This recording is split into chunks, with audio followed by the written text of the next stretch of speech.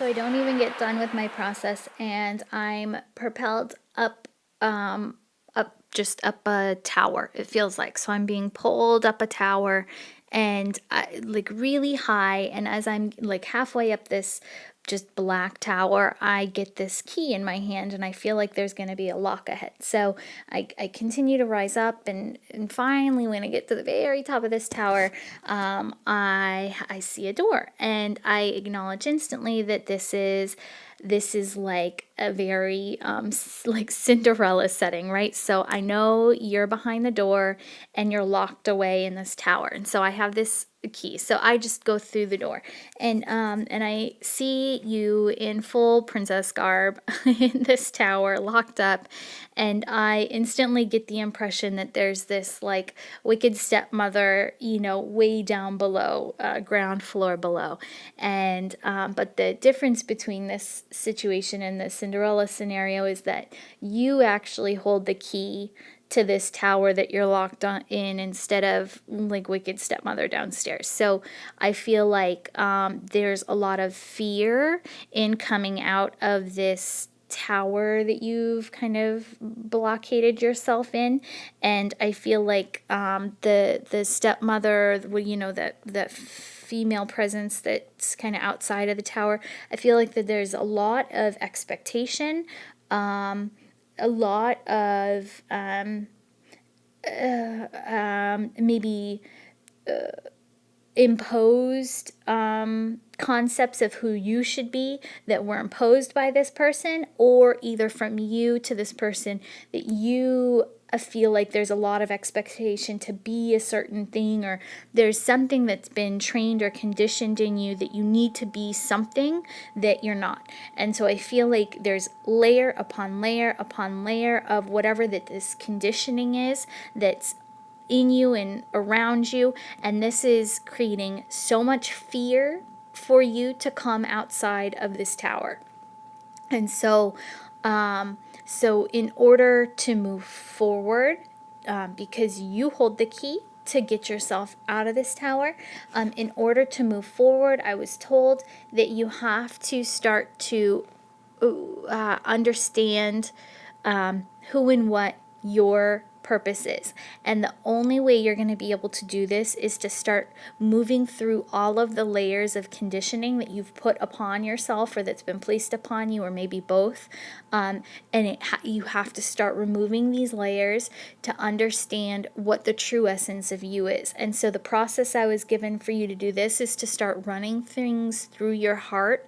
And I don't feel like you can sit in meditation and do this. I feel like this has to be a very present and in your life awareness thing, almost like you're going to hold the key, and this key is going to start to unlock and unravel things as you encounter them in your daily life. So and so what you can do in the morning is just breathe and connect with your heart, just so you have that heart connection and intention there. But then as you start to move through your day, you have to take every situation that comes to you. If you're in a job, if you're interviewing for something, if you're meeting somebody, if you're engaged in conversation with somebody, I feel like you're gonna have to relearn who you are.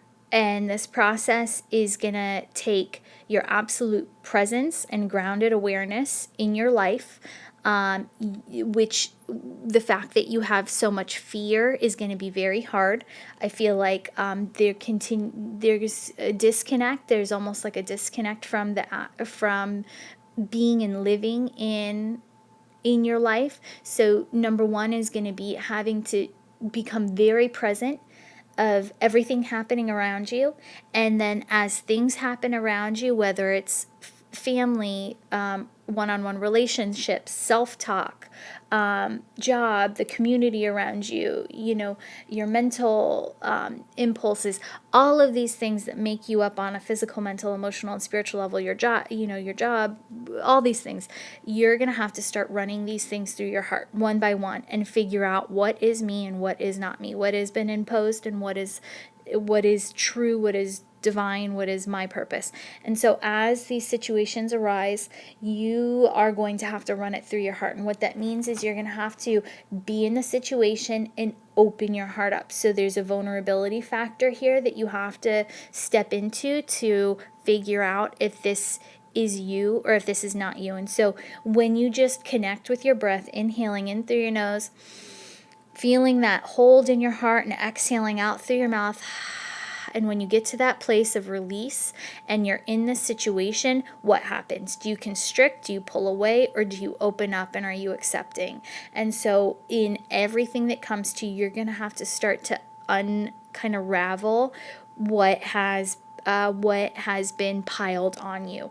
And you're going to have to slowly just start to figure out, this is me, this is not me. I feel like there's this definite divine strain that is you, and it's going to start to come through. And as soon as you start to feel yourself open up to certain situations, those situations are going to become more prevalent in your life, and the things that have been put on you that are not you, that are constricting you, that are false, identifications, either imposed by somebody else or you, are going to just start to leave you. But you have to do this process. You have to move through, connect with the heart, and be in every situation. And they said this is what you have to do on a daily basis. You can't just sit in meditation and run through all the ideas or plans or options that you have, because it's not going to work that way, because you're not going to trust yourself. An element of this is fear in living out your authentic self. And so with fear, that relates directly to self-trust. And so if you were to just start to run through these things in meditation and try and feel it in your heart, you wouldn't trust the answers you were getting. So that's why you have to do it in your present life. When these situations arise, and I said that's very important for you, you have to be present. And when these situations arise, you have to run it through your heart, and your heart's going to let you know if this is you or if this is not you. In love and light.